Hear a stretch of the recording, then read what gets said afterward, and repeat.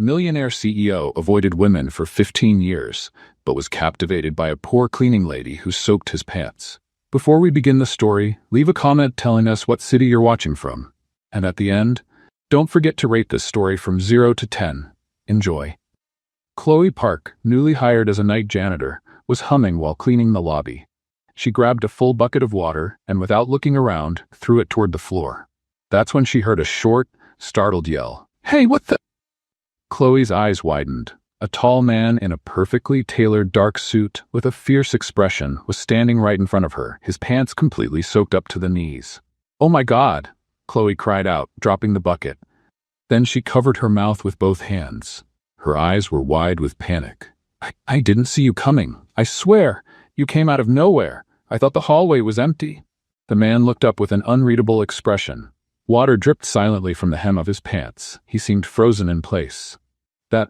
That was unnecessary," he said, his voice calm and tense, like he was talking to someone highly contagious. Chloe rushed to the cleaning cart and pulled out a yellow microfiber cloth, holding it out like it was some sacred offering. "Here, it's great for drying. I even use it on my mom's stove. It soaks up everything. Just wipe it and it'll dry quickly. Unless that suit's made of unicorn wool or something." The man didn't move a muscle. His eyes went from the cloth to her face, then to the floor, then back to the cloth again, which she was still holding out, shaking slightly. "Sorry about that, Mr. Fancy Suit," Chloe added, trying to lighten the moment with a smile. He didn't reply, just silence. Thick, awkward silence. Without saying a single word, he turned on his heels, carefully avoiding the wire, and walked toward the elevator. Chloe tried to save some dignity. "Hey, you're not going to take the cloth? It's from the dry and hug line. You're missing out." The elevator doors closed. Chloe was left alone with a tipped bucket, a soaked floor, and the undeniable feeling that she had just made the biggest mistake of her brand new job. An hour later, she was in the company cafeteria, holding a cup of iced tea that made no sense with the freezing air conditioning. "Did you hear what happened with the guy from the executive floor?" one admin worker whispered. "Someone threw water on him, right in the hallway," another replied. "He was soaked from the waist down and had that face like, 'I'll buy the planet just to fire you with flair.'" "That happened to Mr. Collins, didn't it? CEO Richard Collins?" another employee added. Chloe froze. "Mr. Who?" she asked, slowly turning. "Richard Collins, the CEO. He just got back from a trip today. Doesn't touch anyone. Always wears gloves. Cold as a final boss in a video game." Chloe swallowed hard. "Gloves? Tall? Fancy suit? Looked like he's never taken a bus?" The women nodded. She sank in her chair, staring at her cup.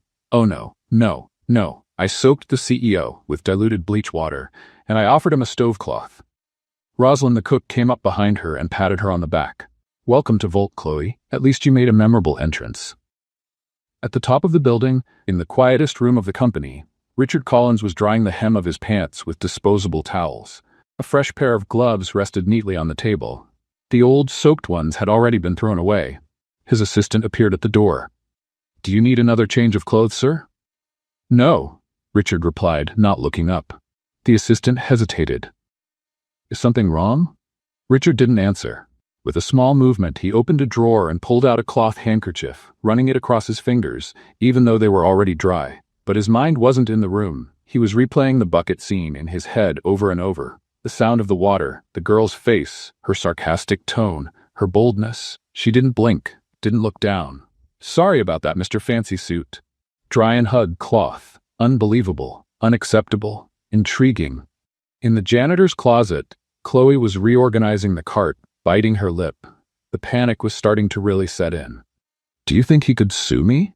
Like liquid assault or something?" she asked Rosalind, who was laughing while scrubbing a pot. "The only thing you assaulted was his patience." "I should have run, grabbed the bucket, and left like nothing happened." "Chloe, you handed a dishcloth to a man worth more than an airport. Running away would have been the least you could do." She sighed and looked up at the ceiling. "Well, at least now he knows who I am." Rosalind laughed even harder. "Knows you? Honey, he's going to dream about you soaking his leg for years."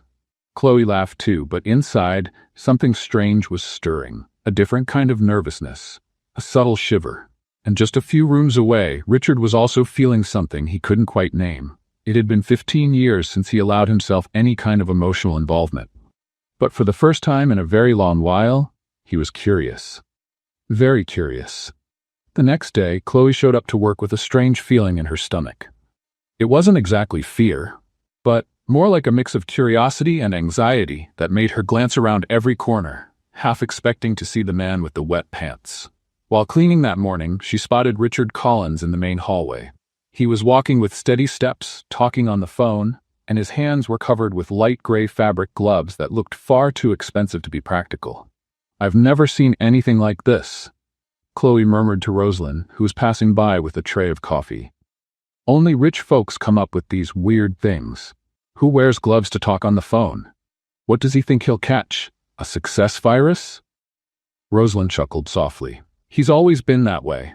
Since he started working here about 5 years ago, no one's ever seen him without gloves, not even to shake hands. But why? Does he have some kind of skin condition? No one knows. The cleaning staff has always wondered. Some think he's a germaphobe. Others say it's just rich people being eccentric."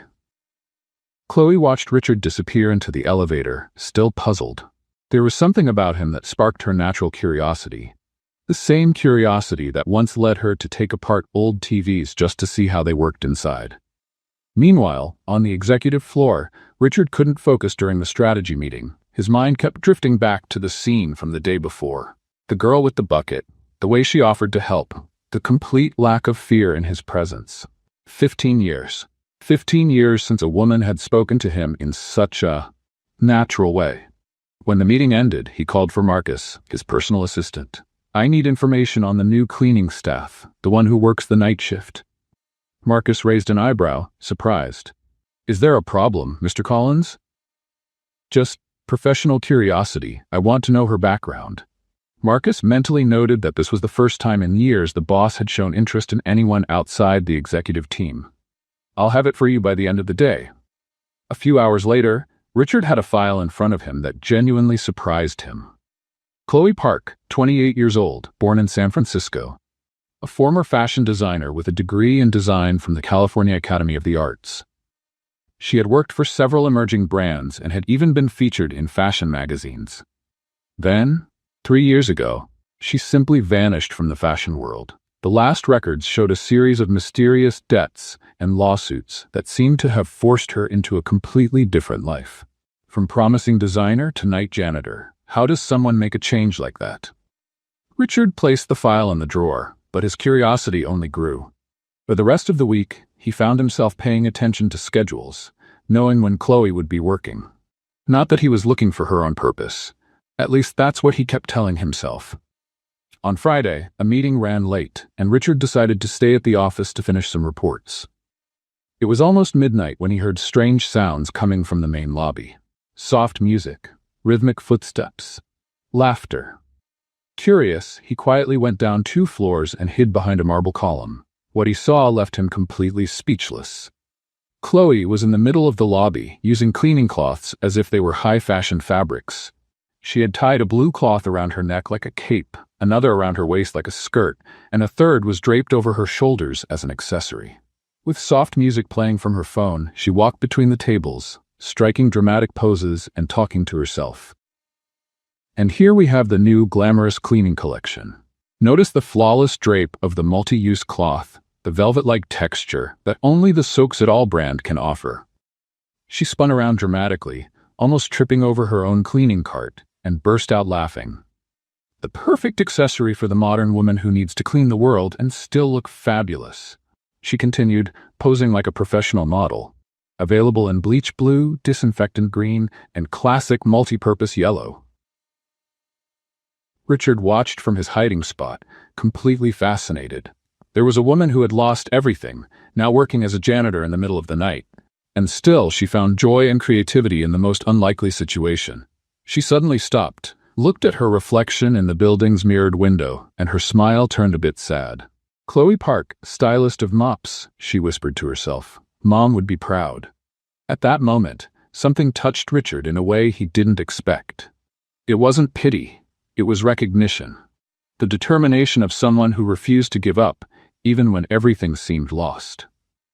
"What a crazy girl," he whispered to himself, but there was genuine admiration in his voice.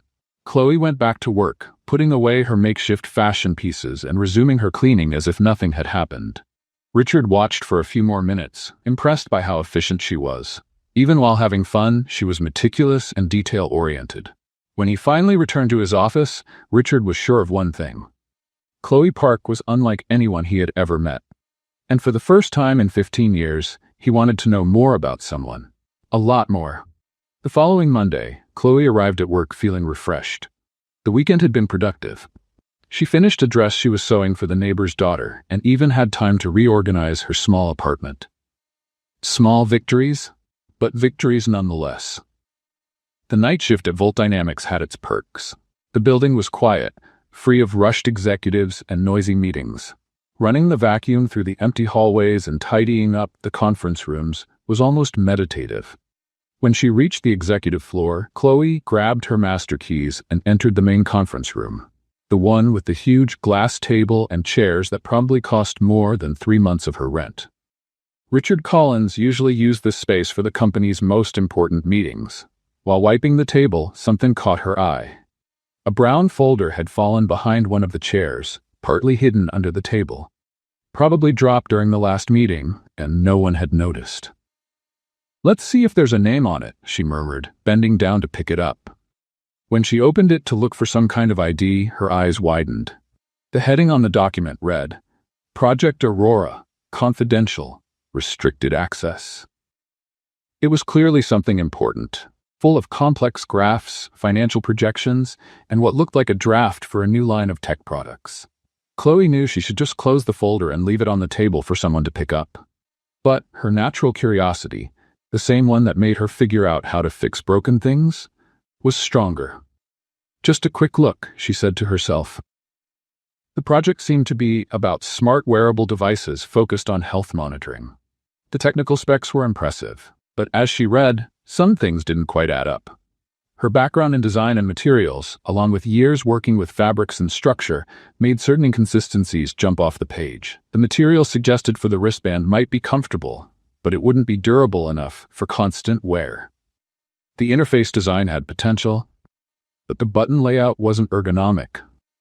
And there was a clear error in the production cost calculations. Someone had multiplied when they should have divided. Without thinking twice, Chloe pulled a blank sheet from the notepad she always carried in her purse and began writing her observations. Her handwriting was neat, a result of years of taking detailed notes for sewing and pattern work. "Improvement suggestions for Project Aurora, from a humble observer," she wrote at the top. 1. Wristband material. Consider using medical-grade silicone with a breathable fabric cover, more comfortable for 24-hour wear and hypoallergenic. Interface. Buttons are too close together. People with larger fingers may struggle. Suggest increasing spacing by 3 mm and using different textures for easy touch. Error in production cost on page 12. 2,450,000 by 15,000 units equals $163.33 per unit, not $244.50 as noted. Overall design. Very masculine. 52% of health device users are women. What about more color options and a softer, more feminine design? After finishing the notes, Chloe couldn't resist grabbing a few colorful sticky notes she always carried, a habit from her designer days when she used them to mark ideas in magazines. On the pink one she wrote, "This project is amazing. Congrats on the innovation." On the yellow, "The marketing team will love the sleep tracking feature. Who doesn't want to know why they wake up tired after 8 hours?" On the green, "Watch out for the battery. No one wants to charge another device every day, maybe solar-powered." And on the blue one, with a little smiley face, "Sorry if I'm being nosy. I can't help it. Chloe, the janitor who soaked your suit." Pleased with her contributions, she placed the sheet with her notes inside the folder, stuck the colorful post-its on the front, left everything neatly in the center of the table, and went back to cleaning.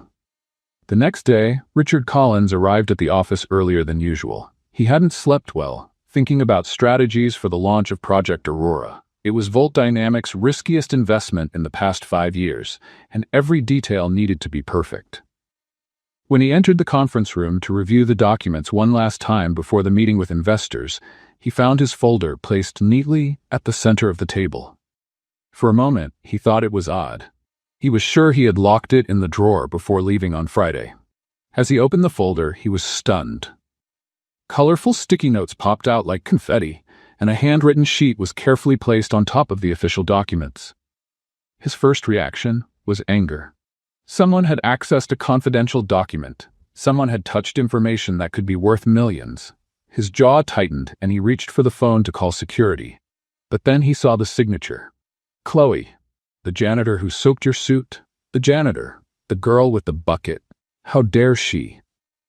Richard read through the notes, his irritation growing, but as he continued reading, his expression began to change. The mistake in the calculations was correct. He had reviewed those numbers at least 5 times and hadn't noticed. The suggestions about ergonomics made sense. And the comment about the female demographic, that was something neither he nor his design team had properly considered. The sticky notes, while far too informal for his taste, contained valid insights. The battery issue was a real concern they were still trying to solve. And the marketing note. Richard leaned back in his chair, confused. He was angry about the breach of privacy, but also impressed by the quality of the feedback. How had a janitor spotted flaws that a team of engineers and designers hadn't? He picked up the phone and dialed Marcus. I need you to call in the employee Chloe Park for a private meeting. Now. Is there a problem, sir? That's what I intend to find out. 30 minutes later, Chloe was standing in front of the conference room door, her heart racing.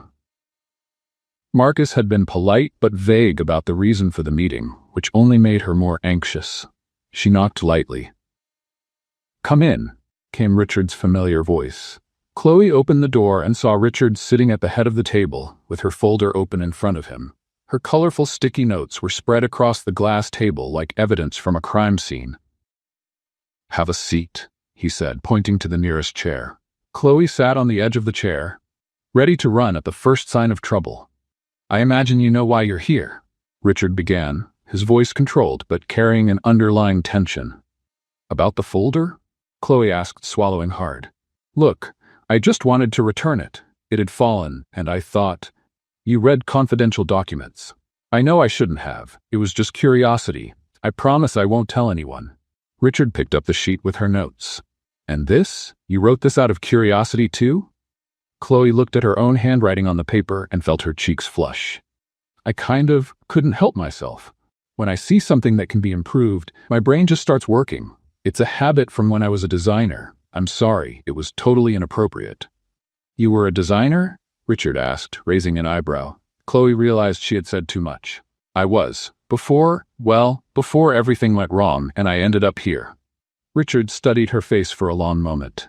There was sincerity there, and a sharp mind he hadn't expected to find. Your notes are accurate, especially the one about the production costs. Chloe blinked, surprised. They are? And your suggestions about design and the target audience irrelevant. Does that mean I'm not getting fired? Richard didn't answer right away. Instead, he closed the folder and leaned back in his chair, watching Chloe with an unreadable expression. It means, Miss Park, that we're going to have a very interesting conversation. Richard Collins had never found himself in a situation like this. Sitting across from a janitor who had just corrected a $1 million project using colorful sticky notes, he was torn between professional outrage and a genuine curiosity he hadn't felt in years. Chloe remained on the edge of her seat, clearly ready to flee if the conversation took a bad turn. Her hands were clasped in her lap, but Richard noticed she was tapping her fingers nervously, a sign that beneath her calm appearance, her mind was very much alive. Miss Park. Richard began, choosing his words carefully. Your observations about Project Aurora show a unique perspective. And that brings me to a proposal that might sound a little strange. Chloe raised an eyebrow. Stranger than calling me in to talk about sticky notes? Considerably stranger, Richard replied, almost smiling. I want to offer you a temporary role, an experiment. What kind of experiment? It's not the kind that involves lab rats, is it? Because I have a phobia. Richard paused, processing the unexpected comment. No, nothing with rats. It's an experiment about human interaction and empathy in business leadership. Chloe tilted her head, confused. Could you say that in plain English? Volt Dynamics is facing problems with workplace morale. Employees feel unmotivated, communication between departments is weak, and the teams are lacking creativity. I believe your outside perspective, someone who sees the company from a different angle, could provide valuable insight.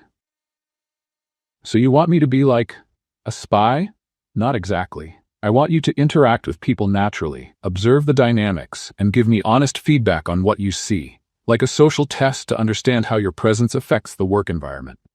Chloe looked at him for a long moment. Let me get this straight. You want to pay me to just be myself and talk to people? To put it simply, yes. And what would my official title be? Professional talker? Richard actually considered the question. Temporary interpersonal relations consultant. Chloe laughed in disbelief. You're serious, aren't you? Completely serious. You've shown a sharp eye for detail and a practical point of view that might be exactly what we need. For the first time since walking into the room, Chloe leaned back in her chair. All right, but if I'm going to take this crazy offer, I've got a few conditions. Richard frowned. He wasn't used to negotiating with employees, especially not with janitors who had just been promoted. What kind of conditions? First, a raise. If I'm going to be a consultant, I want consultant pay. Doesn't have to be over the top, just fair, reasonable. Go on. Second, a decent coffee machine on the janitor floor. That thing downstairs you all call coffee is an insult to humanity. Richard had to suppress a smile. And third, the right to wear Crocs. They're comfortable, practical, and after 8 hours on my feet, my toes are grateful. Crocs, Richard repeated, as if tasting a word in a foreign language. Yes, Crocs. Those colorful rubber shoes everyone thinks are ugly but are incredibly comfy. Negotiable? Richard looked at Chloe's determined expression and realized she was completely serious about the Crocs. I accept your terms. When can you start? Right now, if you want. But can I keep doing my cleaning shifts too? I like the work. It sort of calms me. Of course. You can keep your current duties and take on the new role as you feel comfortable. Chloe held out her hand. Then we have a deal, Mr. Collins. Richard looked at her extended hand. Normally, he would avoid any physical contact, but something about the moment made him hesitate instead of pulling away. He nodded. We have a deal, Miss Park. In the days that followed, Chloe embraced her new role with the same energy she brought to everything in life. She began to chat more intentionally with employees from different departments, not just during the night shift, but also during lunch breaks and between meetings. And Chloe being Chloe, the conversations quickly became memorable. You know, Sandra, she said to the receptionist as she watered the lobby plants. These plants look a little sad. I bet it's because no one talks to them. Talk to plants? Sandra asked, curious. Of course. Plants are like shy people. They respond well to attention. Chloe turned to the nearest fern. Hi, sweetheart. How are you today? Your leaves look amazing. Sandra laughed, but kept watching as Chloe continued her chat with the greenery. I can't believe you actually talk to plants. Why not? They're great listeners. They never interrupt, never judge, and they're always in the same place when I need them. Several employees walking by witnessed the scene, and soon the story of Chloe talking to plants spread through the company. But instead of making fun of her, people began to imitate her. The lobby became livelier, with employees occasionally greeting the plants and even suggesting new arrangements. In the IT department, Chloe discovered that Marcus, the technician in charge of computer maintenance, was passionate about origami. You really make these figures out of paper? Chloe asked, admiring a beautifully folded dragon on his desk. It's a hobby. Helps me relax after dealing with network issues all day. Wow, this is amazing. Have you ever thought about teaching others? I bet the finance folks would love it. They're always stressed out with spreadsheets. A week later, Marcus was leading casual origami sessions in the lunchroom, with a cheerful group of employees from different departments joining in. But it was a seemingly small moment that really caught the attention of the whole company. Chloe was cleaning the main lobby when the background music started playing an instrumental version of an 80s pop song. Without thinking, she began swaying to the rhythm, using her mop as a dance partner. Two security guards, Carlos and Miguel, happened to be walking by and stopped to watch, amused. Hey Carlos, Chloe called out. Do you know how to dance salsa? A little, Carlos replied, a bit shy. Then come on over. Miguel, can you film us? What happened next was an impromptu dance performance right in the Volt Dynamics lobby. Chloe, in her bright pink Crocs, danced with Carlos while Miguel recorded the moment, laughing so hard he could barely hold the phone steady. Other employees started gathering, clapping and cheering them on. Even some of the executives stopped to watch, smiling in a way no one had seen in months. Miguel shared the video in the company's WhatsApp group with the caption, "When work actually gets fun." Within hours, the video had spread. Employees shared it on their personal social media, tagging the company. It quickly gained hundreds, then thousands of views. Positive comments about Volt Dynamics' fun culture and human work environment started pouring in. When Richard heard about the video, his first reaction was concern. Employees dancing on the job didn't exactly fit the corporate image he had worked to build. But when he watched the footage, something unexpected happened. He laughed. Not a polite smile or a forced social chuckle. A real, genuine laugh, the first he'd had in years. Chloe's spontaneity, the guards' joy, the positive reaction from the staff, it all created a kind of atmosphere he hadn't realized he missed. The video kept circulating, eventually landing on HR blogs and workplace culture sites. Volt Dynamics was suddenly being praised as an example of a company that values employee well-being and fosters a positive environment. Richard called Chloe that afternoon. "I need to see you in my office." Chloe headed up with her heart pounding, thinking she had finally crossed some invisible line. About the video, she began as soon as she walked in. "The video," Richard said, "has nearly 50,000 views and is being shared as an example of outstanding workplace culture. Is that good or bad? It's unexpected and effective." Richard paused, still sorting through his own feelings. "In just 2 weeks since starting your new role, you've had more positive impact on this company's morale than any HR initiative we've tried in the past 2 years. Chloe smiled, relieved. "So I'm not getting fired for dancing with the security guards?" "No, actually. I want to understand better how you do it. How do you manage to connect with people like that?" Chloe shrugged. "I don't know. I think it's just being real. Treating everyone like people. It's not rocket science." Richard watched her for a moment, seeing something he hadn't recognized in someone in a long time. Complete authenticity. She wasn't trying to impress, manipulate, or gain anything. She was just being herself. No filters, no pretense. And for the first time in 15 years, Richard Collins wondered what it might be like to live that way. It was an ordinary Thursday when fate decided to throw Richard Collins and Chloe Park a curveball. Richard had just finished a meeting on the 15th floor and was taking the elevator down to the lobby when it stopped on the 8th floor. The doors opened, and Chloe stepped in. "Hey, boss," she said cheerfully, pressing the ground floor button. "How's the social experiment going? Have you discovered any secrets about humanity yet?" Richard gave a polite nod, keeping his usual formal posture. He was getting used to Chloe's natural style, but her informality still made him slightly uncomfortable. The elevator moved down normally until the 5th floor, when suddenly there was a jolt and everything came to a halt. The lights flickered once, then settled into emergency lighting. "That's odd," Chloe murmured, pressing a few buttons. "Do you think?" Richard was already on the elevator's emergency phone, but the line was silent. He tried his cell phone. No signal. The reality of the situation started to sink in. They were stuck. No, Richard murmured, pacing back and forth in the small space. "This can't be happening." Chloe watched his sudden change in behavior. The man who was always in control was now visibly agitated, breathing faster and sweating despite the air conditioning. "Hey, take it easy," she said, setting her bucket down. "We're going to be fine. Someone will notice the elevator's stuck and come get us."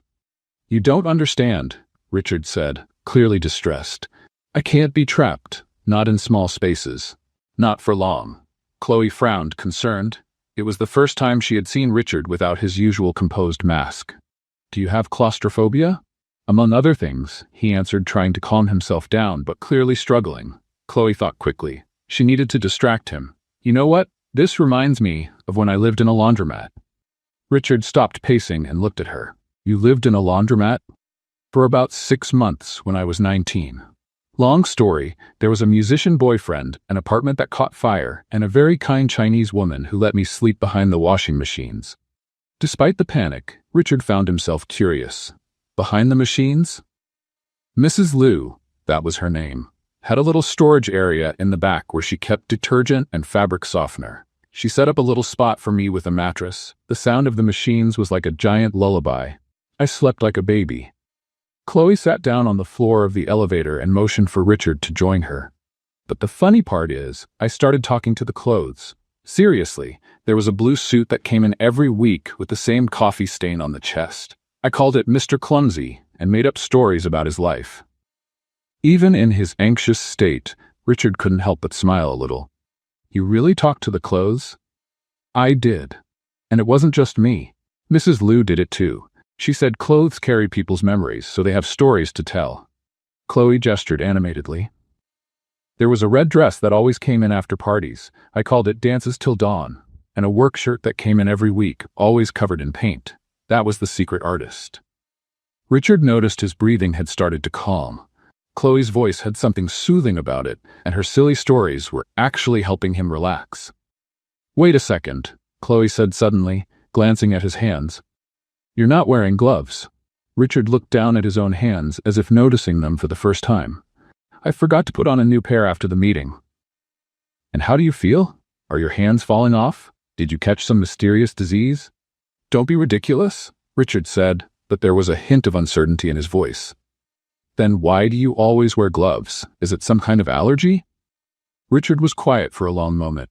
The small space, the stress of the situation, and Chloe's oddly comforting presence created an atmosphere that made him want to talk about things he had never shared with anyone. It's not an allergy, he finally said. It's protection. Protection from what? From closeness. From intimacy.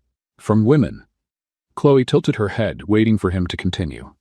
My mother left me when I was 7, Richard said, his voice lower now. She had a new boyfriend every week. Different men came and went from our house constantly, and then one day she just left with one of them and never came back. Oh, Richard, I grew up in foster homes and group shelters. I learned that women leave. Always. So I decided it was safer not to get close to anyone. The gloves are a physical barrier, a constant reminder to keep my distance. Chloe was quiet for a moment, taking in the unexpected vulnerability. You know what I think? She said gently. I think you're missing out on a lot of good things because of one person who didn't see what a treasure she had. It's not that simple. Yes, it is. Look, want to try something? Chloe asked, extending her hand. Let's see if the world ends when you touch my hand without gloves. Richard looked at her hand like it was a dangerous object. I can't. Yes, you can. It's just a hand. It won't hurt you, I promise. And you know why? Because when we stop trying so hard to protect ourselves, life becomes more beautiful, easier, more real. With his heart pounding, Richard slowly reached out and touched Chloe's hand. Her skin was warm and surprisingly soft. There were no lightning bolts, no explosions, no end of the world, just the simplest, most natural form of human contact. See? Chloe said softly. The world's still turning. They stayed like that for a few minutes, quietly, with their hands gently clasped. Richard felt a mix of panic and something he couldn't quite name. Maybe relief.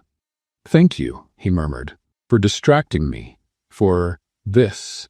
You're welcome. And you know what? You should try being a little kinder to people out there, too. No gloves, no walls. I bet you'd find most people are actually pretty nice if you give them a chance. The stress of the situation was starting to catch up with them, and Chloe felt her eyelids getting heavy. Without thinking much, she leaned her head on Richard's shoulder. I'm just going to close my eyes for a minute, she murmured. Richard froze for a moment, then gradually relaxed. The scent of Chloe's shampoo was soft, and the weight of her head on his shoulder felt comforting. 2 hours later, when the maintenance team finally opened the elevator doors, they found a scene that left the gathered employees completely stunned. Chloe Park, peacefully asleep on Richard Collins's shoulder, and the CEO of the company not only allowing it, but actually looking strangely at ease. The buzz that spread through Volt Dynamics that day would be remembered for a long time. After all, no one had ever seen Richard Collins without gloves, let alone letting someone sleep on his shoulder. And as Chloe woke up, confused, and Richard tried to regain his composure, they both knew that something fundamental had shifted between them in that small space between the 5th and 6th floors. In the days following the elevator incident, something remarkable started happening at Volt Dynamics. Richard Collins, the CEO known for being cold and distant, was different. On Monday morning, Marcus nearly dropped his coffee when he saw Richard walk into the office without gloves. Not for long. Just about 15 minutes before putting them back on, but it was visible progress. Good morning, Marcus, Richard said, and for the first time in years, there was something close to a smile on his face. Good. Good morning, Mr. Collins, Marcus stammered, still trying to process the change. The transformation became even more noticeable during a walk through the office. Richard stopped at Sandra's desk, the receptionist. Sandra, how's your son doing? He had the flu last week, right? Sandra looked at him as if she'd seen a ghost. He's better. Thank you for asking, Mr. Collins. In the accounting department, he nodded to Teresa, who had worked there for 5 years and had never received direct acknowledgement. Nice work on the quarterly reports, Teresa. Very thorough. Teresa was so surprised she forgot to reply. And when he passed the morning cleaning crew, something even more surprising happened. Richard laughed. A genuine laugh as he watched Carlos trying to teach dance steps to other employees during a break. Looks like the dancing bug is going around, he said, and his comment came with humor, not disapproval. Chloe watched these changes with quiet satisfaction. Her experiment was working better than she had imagined, and Richard was slowly becoming more human in the eyes of his staff. Have you noticed he's different? Sandra asked Chloe during lunch. Everyone's noticed? Chloe replied, it's like someone finally found his human mode switch and turned it on. The new, more approachable version of Richard also showed up in company meetings. Chloe had been unofficially promoted to common sense consultant and now sat in on a few important discussions, offering perspectives the executive team had never considered. It was during one of those meetings that her input saved the company from a major PR disaster. We're considering sponsoring the Night of the Stars charity event, explained James, the marketing director. It'll be great exposure for the brand. Chloe raised her hand a bit hesitantly. Can I ask something? Did you look into who else is involved in the event? It's a charity event. What could go wrong? James replied, slightly annoyed by the interruption. It's just that I read in the paper that the main organizer is under investigation for money laundering. If you sponsor the event now and things go south, Volt could get dragged into a scandal. The room fell silent.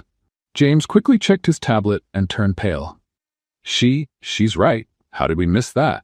Because you were focused on numbers and visibility, Chloe said gently. Sometimes it takes someone from the outside to notice the obvious. Richard watched the exchange with growing admiration.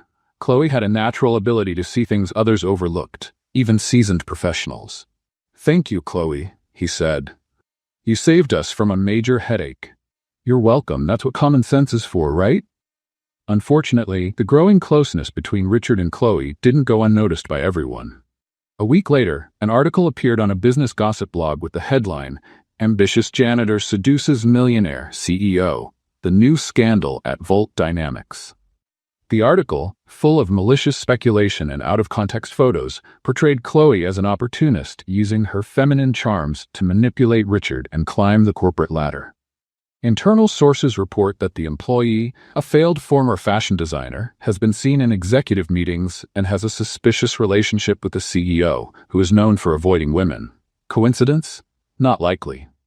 Chloe read the article on her phone during her break, feeling her stomach sink. Around her, people were whispering and glancing sideways. Some looked sympathetic, others suspicious. Don't believe any of it, said Rosalind, appearing beside her. Everyone here knows the kind of person you are. But what if people start thinking it's true? Chloe asked, her voice shaking. What if Richard starts to doubt my intentions? Richard's smart. He knows who you are. But the doubt had already taken root in Chloe's mind. The rest of the day, she noticed strange looks, conversations that stopped when she walked by, and a general discomfort that hadn't been there before. When Richard found out about the article, he was furious. He immediately called the legal department to discuss taking action against the blog. Mr. Collins, Marcus said hesitantly, maybe we should consider limiting public interactions with Miss Park, at least until this blows over. Absolutely not, Richard replied firmly. I won't let petty gossip dictate how I run my company. But when he went looking for Chloe to talk to her about it, she was nowhere to be found.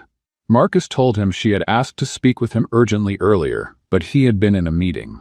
Richard finally found her in the janitor's closet, packing up her things into a box. What are you doing? Chloe looked at him with red eyes. I'm quitting. Because of a ridiculous article? It's not just the article, Richard. It's what it represents. People will always question why I'm here. They'll always assume I'm taking advantage of you. And do you care what they think? I care about what this does to you. Chloe said, her voice cracking slightly. You were finally starting to open up, to trust people. I don't want you to close yourself off again because of me. Chloe, you can't leave. You're important to the company, to me. That's exactly why I have to go, she said, closing the box. As long as I'm here, you'll never be able to relate to people normally. There will always be that doubt hanging in the air. Richard felt something he hadn't experienced in years: desperation. The thought of Chloe walking out of his life hit him like a punch to the gut. Please, reconsider. We can fix this. It's already fixed, Chloe said, picking up the box. Take care of yourself, Richard, and don't go back to wearing gloves. You're much better without them. She left the room before he could respond. In the days that followed, Chloe's absence was felt throughout the company. The lobby plant started looking sad again. Employees went back to their usual routines. The relaxed, lively atmosphere she had created slowly faded, and Richard Collins, for the first time in 15 years, learned what it meant to truly miss someone. He found himself glancing down hallways, hoping to hear her laugh in the elevators, waiting for her clever remarks in meetings that now felt dull and stiff. The gloves were back on his hands. But now they felt more like a prison than protection. And Richard Collins began to understand that maybe, just maybe, he had lost the one person who had shown him who he really could be. 3 days had passed since Chloe left Volt Dynamics, and Richard Collins was completely lost. He had tried to get back to his usual routine: meetings, reports, strategic decisions, but his mind kept drifting to her absence. It was as if an essential part of the building had been removed, leaving everything just a bit off balance. On Thursday night, when the building was nearly empty, Richard found himself walking the halls where Chloe used to work. He didn't have a specific plan. He just felt an inexplicable need to be in the places she had once been. That's when he passed by the old janitor's supply room and noticed something odd. The door was slightly open, and a faint light was coming from inside. Curious, he pushed the door open and stopped in his tracks at what he saw. The small room had been turned into a personal space. A small mirror hung on the wall, a few plants in makeshift pots decorated the shelves, and there was even a cushion on the floor, creating a cozy little corner among the cleaning supplies. But what really caught his attention was an open shoebox on a low shelf. Dozens of envelopes and folded papers spilled out, as if someone had left in a hurry and forgotten them. Richard hesitated. Going through Chloe's personal belongings would be an invasion of privacy. But curiosity, and maybe something deeper, got the better of him. He picked up the first envelope. It wasn't addressed to anyone, just dated 3 months ago. Carefully, he pulled out the handwritten letter inside. Dear future Chloe, the letter began. Today was my first day cleaning offices. My hands are sore and I smell like disinfectant, but at least it's honest work. I hope that by the time you read this in the future, you've found something better, or at least gotten used to the smell. Richard frowned, intrigued. Did she write letters to herself? He picked up another letter, this one older. Dear me, it said. Larissa made amazing progress in physical therapy today. The doctor said she might be able to walk with help in a few months. Getting everything up for my little sister was worth it. I still miss the studio, but some things matter more than your own dreams. Richard's heart tightened. A disabled sister? He had no idea. With slightly trembling hands, he kept reading. Each letter revealed another layer of Chloe's life, one she had never shared with anyone at the company. Dear brave Chloe, read one from 2 months ago. Today I worked from 6 in the morning to 11 at night, food deliveries in the morning, cleaning at night. Larissa asked why I'm always so tired when I get home. I won't tell her that sometimes I nap in the car between jobs. She already feels guilty enough. Richard sat heavily on the makeshift chair. The image he had of Chloe, the spontaneous, cheerful janitor, was turning into something much more complex and moving. Another letter. Dear Dreamer, she wrote. Today I watched a fashion show on TV and cried. Not from sadness, but from longing. I miss creating, seeing my designs come to life. But then Larissa laughed at a silly joke on TV, and I remembered there are things more important than fame. Still, sometimes I dream that someone will see me, really see me, for what I'm capable of. Richard's hands were shaking now. I dream that someone will see me. The words echoed in his mind. He picked up a more recent letter, written just days before she left the company. Dear confused Chloe, it read. Something strange happened at work. The CEO, That cold man who always wears gloves is being kind to me. I don't understand why. Part of me wants to believe he sees something in me beyond being just a janitor. But another part is scared I'm imagining too much. People like me don't make a difference in the lives of people like him. Richard had to stop reading for a moment. How could she be so wrong about her own worth? The last letter in the box was dated just a few days ago. "Dear Chloe, who's leaving?" she wrote. "Today I decided to leave Volt. Not because I don't like the job, but because I'm starting to feel things I shouldn't feel." Richard Collins is a good man underneath all that armor. He just needs someone to believe in him. But it can't be me. People will always question my motives, and he'll always wonder if I'm being sincere. It's better to leave before I ruin the only good thing that's happened in my professional life in a long time. Maybe someday someone will help him take those gloves off for good. Richard closed the letter with trembling hands. He felt like he had just read the private diary of an extraordinary person who saw herself as ordinary. He kept exploring the little box. There were sketches of clothing drawn on napkins, poems written on post-it notes, and even a few photos. One showed Chloe with a young woman in a wheelchair, clearly her sister Larissa. Both were beaming in front of a simple birthday cake. At the bottom of the box, he found a small notebook. On the first page it read, "Plans for when I make it out of this." Richard read the list that followed. Open a small sewing studio. Teach Larissa how to sew. She's always wanted to learn. Make clothes for people who can't afford beautiful ones. Maybe, one day, do a charity fashion show. Be seen for who I really am, not for what people assume I am. Each item on the list was accompanied by small drawings and enthusiastic notes. It was the work of someone who had never lost hope, even in the toughest situations. Richard closed the notebook and leaned back in the chair. For the first time in his adult life, he felt genuinely humble. He had spent years building walls to protect himself from people who might hurt him, and in the process, he had lost the ability to recognize someone truly special when she appeared right in front of him. Chloe Park wasn't just a janitor who made him laugh. She was a woman who had sacrificed her dreams for her family, who found joy in the smallest things, who saw potential where others saw only routine. She was authentic in a way he didn't even know existed, and he was letting her slip away. Richard carefully put the letters back in the box, but instead of leaving it in the room, he took it with him. Not to invade Chloe's privacy, but because he finally understood what he was losing. She wasn't just an employee. She wasn't just someone who made him feel human again. She was the most genuine and brave person he had ever met. And for the first time in 15 years, Richard Collins knew exactly what he needed to do. He was going to find her. And he was going to do everything he could to deserve being seen by her the way she deserved to be seen by him. Completely, authentically, without gloves and without fear. Richard Collins had never dressed to be invisible. His entire adult life, his perfect suits and authoritative posture made sure he was noticed and respected wherever he went.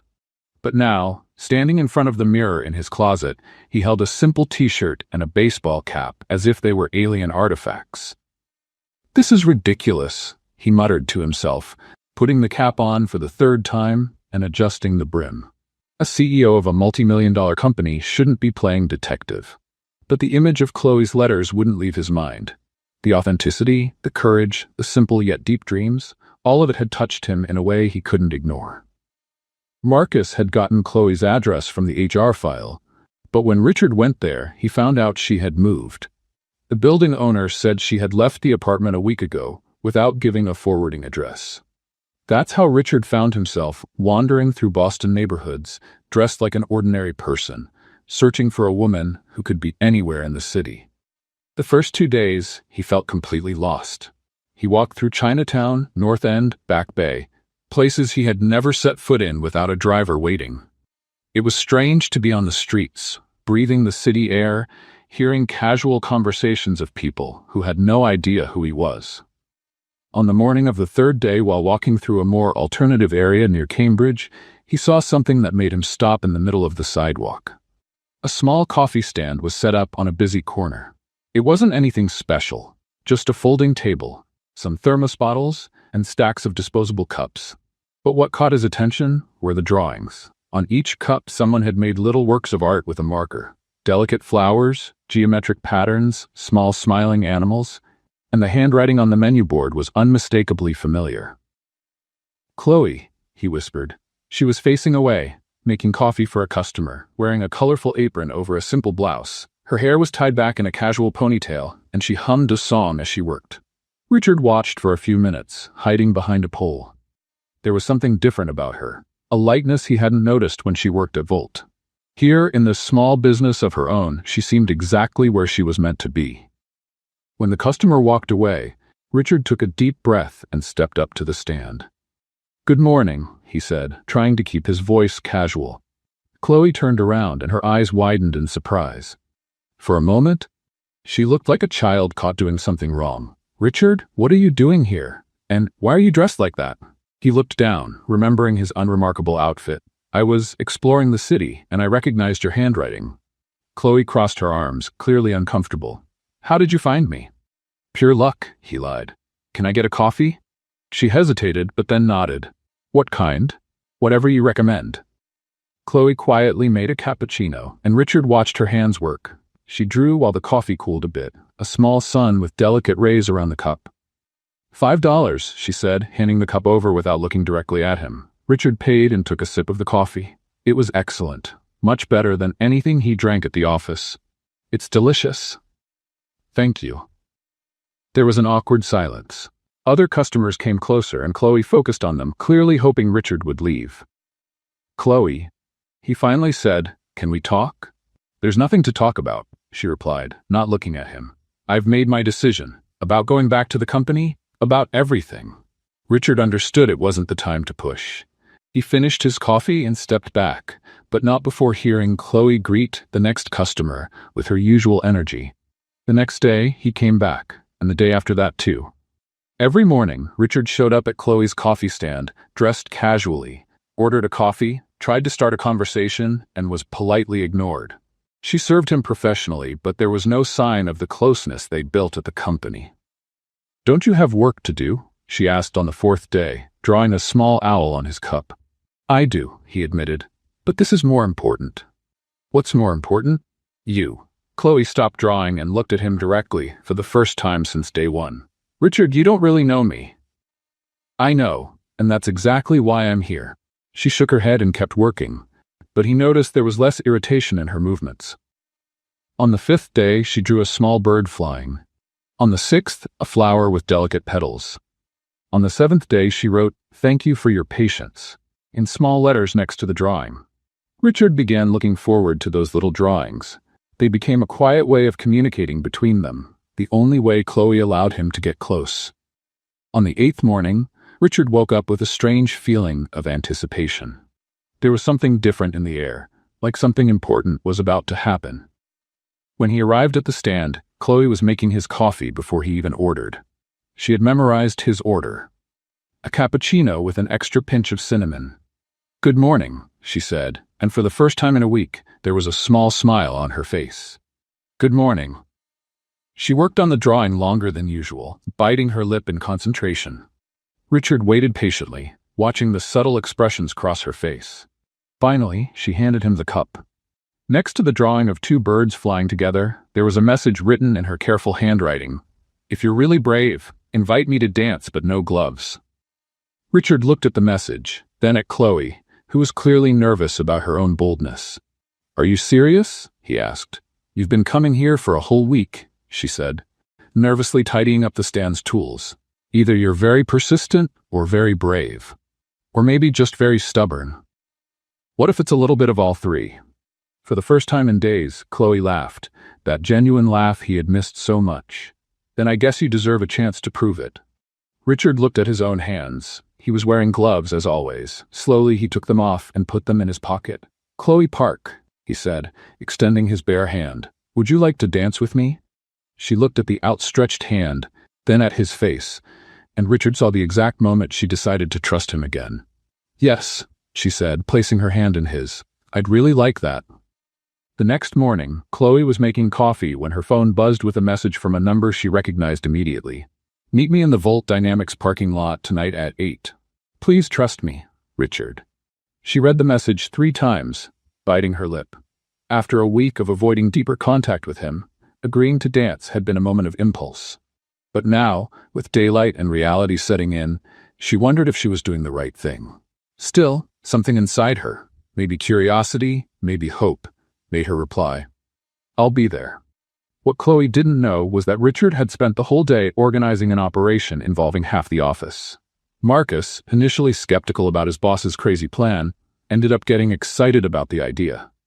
"Mr. Collins," said Carlos, the security guard who had danced with Chloe in the lobby, "we got the LED lights and the extension cords." Miguel brought his portable sound system. "And the candles?" Richard asked, checking his mental list. "Sandra got some big candles that won't blow out in the wind," Rosalind replied. She had volunteered to help as soon as she heard about the plan. "And I brought some flowers from my garden." Richard looked around the company parking lot, trying to picture how it would be transformed. It was a risky plan, and completely out of his usual character, but something about Chloe made him want to try things he'd never considered before. By 7 o'clock, the parking lot was unrecognizable. Strings of LED lights created an improvised starry ceiling. Thick candles in glass holders were placed carefully to give off soft light. Wildflowers decorated the edges of the space, and the sound system was tested and working perfectly. "Boss," Miguel said, fixing the last details, "if this doesn't win her heart, nothing will." Richard nervously adjusted his tie. He'd swapped his casual suit for something nicer, but not too formal. His gloves were in his pocket.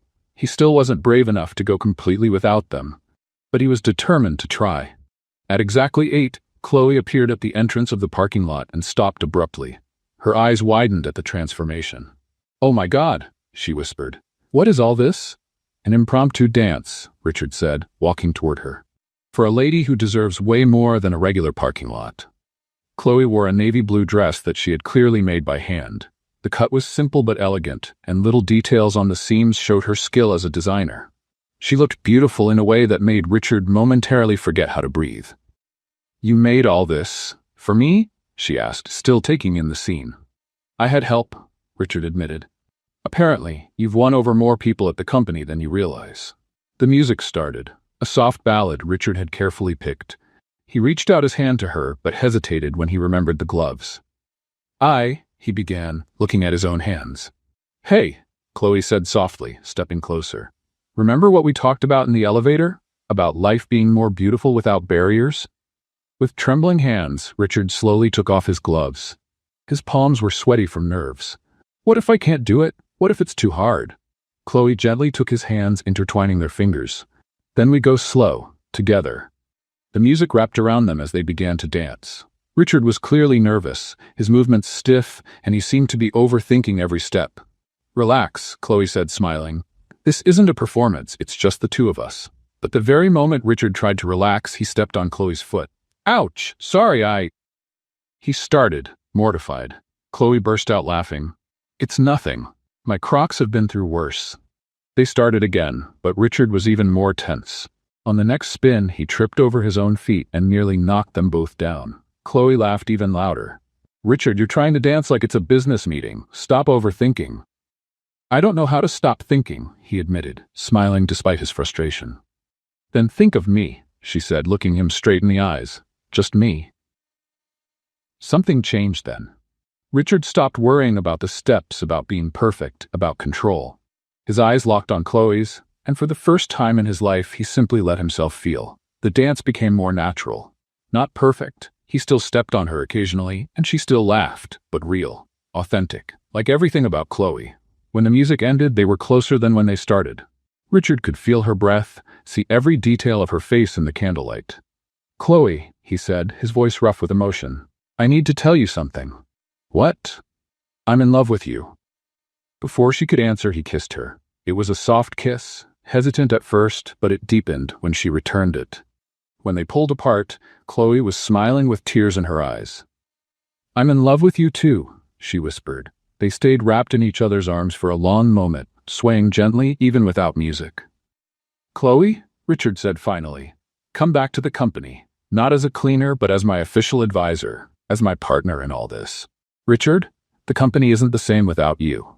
I'm not the same without you. I want you by my side, not just at work but in everything, forever."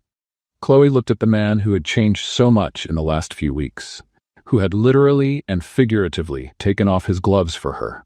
"Yes," she said, smiling. "Yes to everything." Under the makeshift lights and surrounded by the soft scent of candles, Richard Collins and Chloe Park made a promise far bigger than any work contract. It was the start of a new life. Together. The Monday after the impromptu dance, Chloe returned to Volt Dynamics with a smile she couldn't hide. Her new role as interpersonal relations consultant had been made official, and she arrived early to organize her new office, a small room with a window, very different from the supply closet where she used to keep her things. She had barely finished arranging her plants when Marcus appeared at the door, looking worried. "Chloe, Mr. Collins needs to see you in the main conference room. Now." His tone made her stomach tighten. When she got to the room, she found Richard sitting at the head of the table, with 5 men in suits she didn't recognize. They all wore serious, hostile expressions. "Miss Park," said the oldest man, clearly the leader of the group. "I'm Harold Whitman, chairman of the board. We need to have a serious conversation about your position in this company." Chloe sat in the chair Richard pointed to, noticing he looked tense and annoyed. "The shareholders have some concerns about your presence here," Whitman continued. "They claim that having a former cleaner in a consulting role damages the premium image Volt Dynamics tries to maintain in the market." "With all due respect," Chloe interrupted, "my work here has significantly improved the company's environment and—" "Miss," cut another shareholder, "we're not questioning your personal competence. But our clients expect to deal with top professionals. Your presence might suggest the company is lowering its standards." Richard slammed his hand on the table. "That's ridiculous. Chloe Park has contributed more to this company in 1 month than many expensive consultants have in years."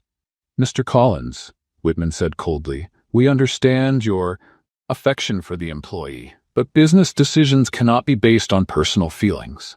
The meeting went on for another hour, with Richard strongly defending Chloe's position. In the end, he secured a temporary agreement. She could stay for a few more weeks while her contribution was reevaluated. When they left the meeting, Richard was visibly angry. "I'm going to fire half that board," he grumbled. "Richard, calm down," Chloe said, touching his arm. "It's not worth fighting them over me." "It is worth it. You deserve to be here." In the following days, they kept their relationship secret, meeting quietly in Richard's office after hours or in the parking lot during lunch. Small, stolen moments that became precious to both. On Thursday, Chloe invited Richard to dinner at her apartment. She had spent the whole day cooking, preparing a simple but lovingly made meal. "No one has ever cooked for me before," Richard said, looking at the table set with candles and simple flowers. "That's not true," Chloe laughed. "You must have had private chefs your whole life." "Cooking for someone and getting paid to cook are completely different things," he explained. This is love." It was a perfect night. They talked about everything: childhood, dreams, fears, plans for the future. Richard met Larissa over a video call and was charmed by Chloe's sister's vibrant personality. "She's going to like you," Chloe said, watching Richard laugh at a joke Larissa told. "You think so?" "I'm sure. You're a good person, Richard Collins, even if you try to hide it behind expensive suits."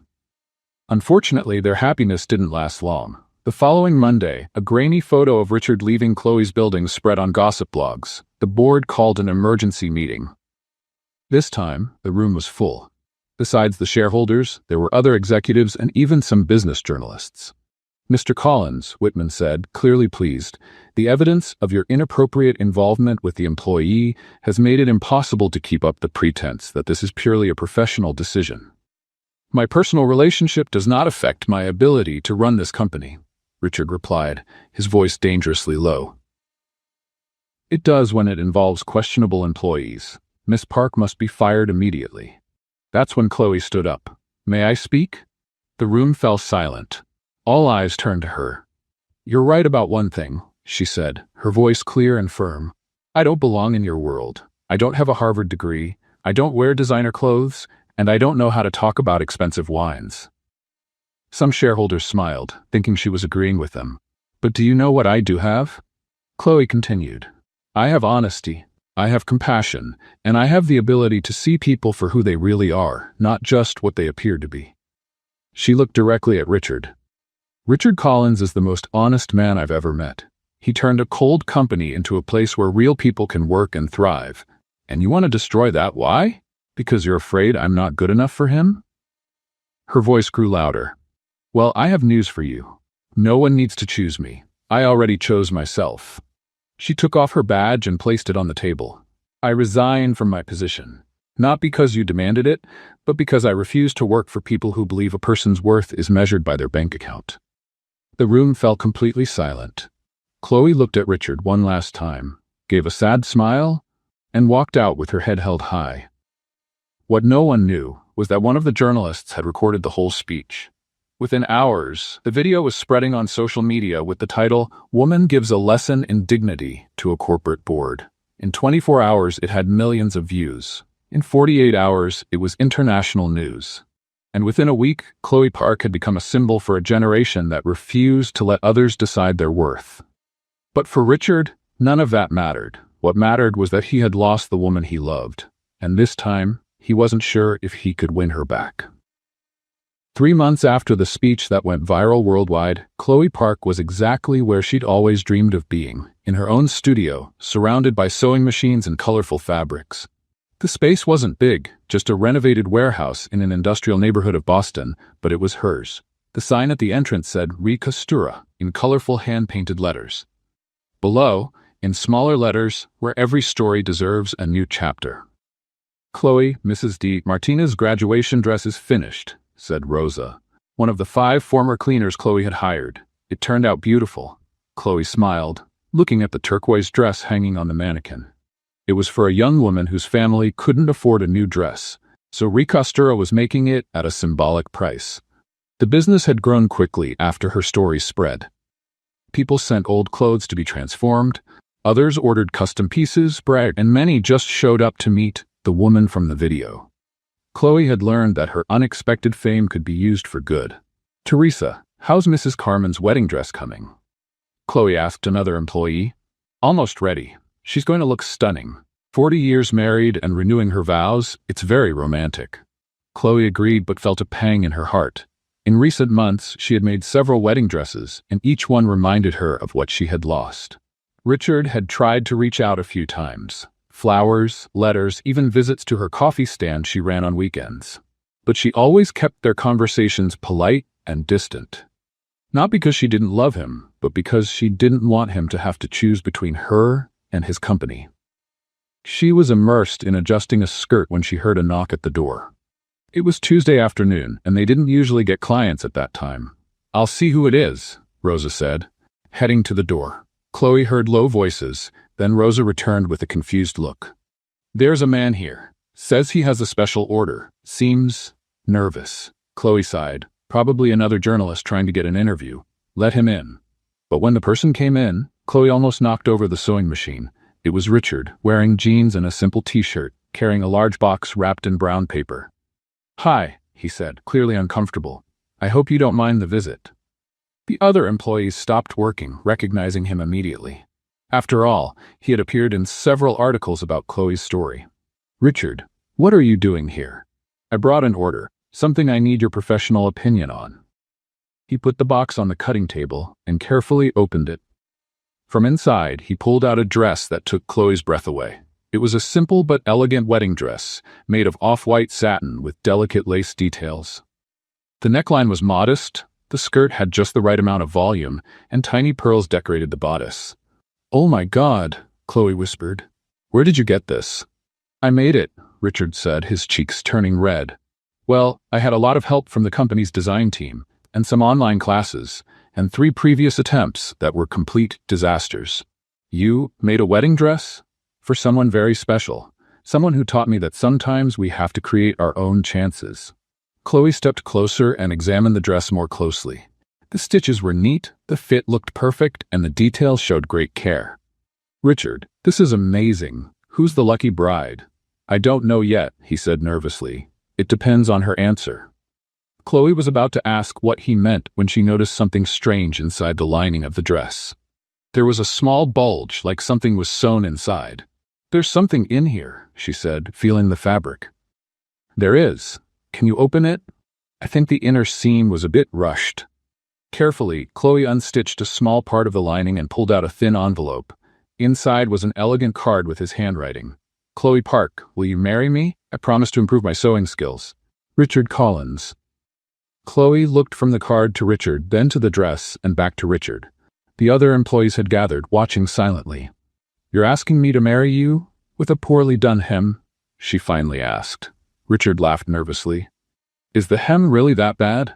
Terrible. Completely amateur, Chloe said, tears in her eyes. You'll have to redo that whole part. I can redo it as many times as needed. Actually, he knelt in front of her, pulling a small velvet box from his pocket. I want to spend the rest of my life redoing things with you. Improving, growing, creating beautiful things together. Chloe looked at the simple but beautiful ring, then at the man kneeling before her. The same man who had learned to take off his gloves, to laugh, to dance clumsily, and now to sew. And the board of directors? Your company? I'll handle that. Actually, I have a proposal. How about we become partners, officially? Volt can invest in Recostura.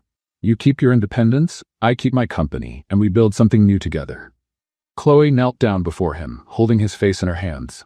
Richard Collins, you are the most stubborn, persistent, and wonderful man I've ever met. Is that a yes?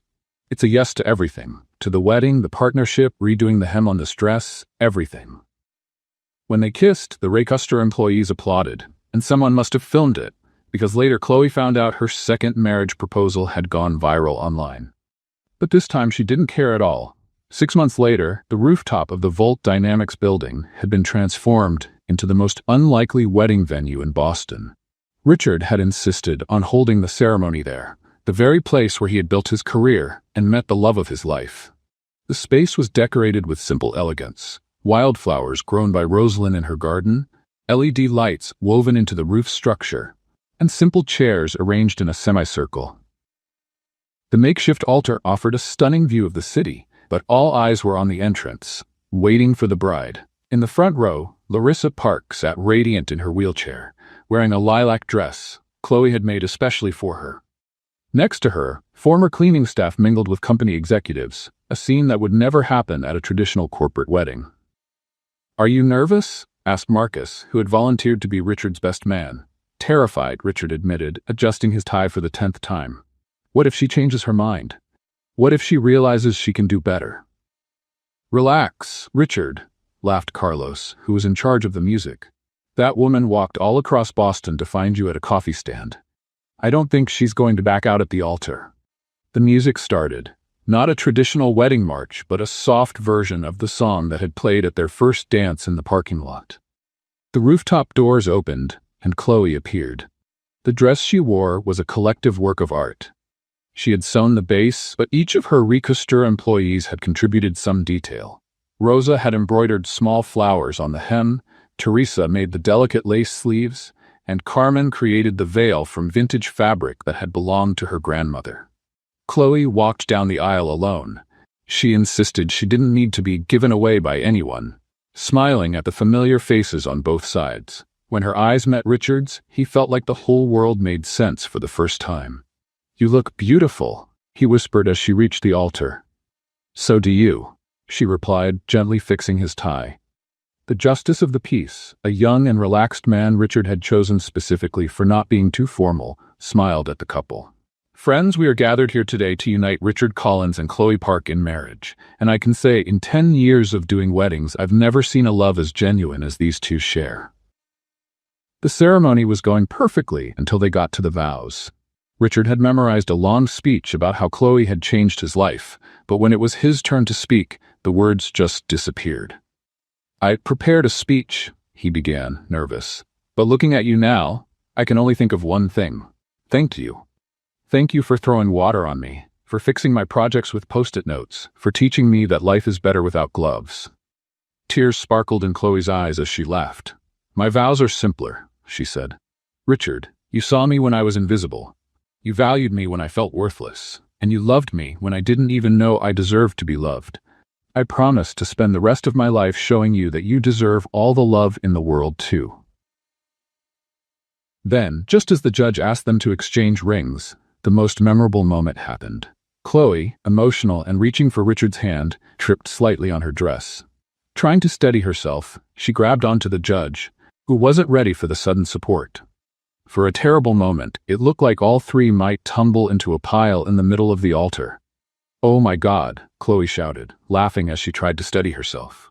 "Sorry, I was so nervous I forgot I have 2 left feet." The judge laughed, regaining his balance and composure. "Well, that's definitely a first for me." Instead of feeling embarrassed, Richard burst out laughing. Soon the whole audience was laughing too, and the ceremony's tension completely disappeared. "That's why I love you," Richard said, holding her hands tightly. "You make everything more interesting." "Even weddings?" Chloe asked, still smiling. "Especially weddings." Now completely relaxed, the judge smiled at the couple. "Richard, do you take Chloe to be your wife? To laugh with her, stumble with her, and get back up with her forever?" "I do, with great pleasure." "Chloe, do you take Richard to be your husband? To love him, challenge him, and occasionally fix his work with colorful post-its?" "I do," she said, smiling through her tears. "Then, by the power vested in me, I now pronounce you husband and wife. Richard, you may kiss your bride." The kiss was long and tender, met with enthusiastic applause from everyone present. Carlos and Miguel released recycled confetti they had prepared, creating a colorful shower over the couple. As they held each other, surrounded by people who had become family, Chloe looked into her new husband's eyes. "You know what?" she said softly but loud enough for those nearby to hear. "What? You chose me by accident," she said, referring to the day she had thrown water on him. "But you loved me on purpose." Richard smiled, kissing her forehead. "And I will keep loving you on purpose for the rest of my life." As the sun set over Boston, lighting the rooftop with a golden glow, Richard Collins and Chloe Park, now Chloe Collins, danced their first dance as husband and wife, surrounded by an improvised family that proved true love knows no ranks, no social classes, no expectations. It was, without a doubt, the most unusual vow in history, and also the most perfect. What did you think of Richard and Chloe's story? Leave your opinion in the comments. Rate this story from 0 to 10. Subscribe to the channel and hit the bell to follow all our stories, and enjoy watching more emotional stories by clicking here on the end screen.